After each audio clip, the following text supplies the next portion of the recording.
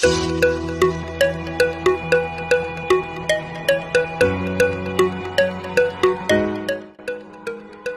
selamat sore teman-teman. Sore hari ini kita berada di Taman Putri Melu ya, yang mana taman ini menjadi tempat tongkrongan anak muda setiap sore, baik kalangan muda maupun tua. Nah, bagi teman-teman yang berada di luar Pulau Simelu, jika ingin ke Simelu, rasakan nikmatilah pemandangan yang ada di Taman Putri Melu dengan makanan kuliner khas yang ada di Simelu juga ada tersedia di sini. Nah, lokasinya ini juga tepat berada di depan kantor Bupati Simelu.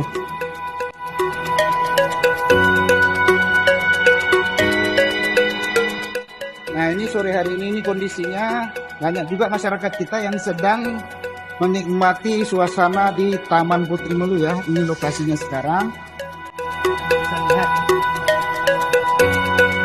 Nah, sore hari ini kami itu nongkrong di sini sama Bang Riki, Bang Rahman, di kafe kalak kita ya, kafenya ini Bu Lamia Batubara ya.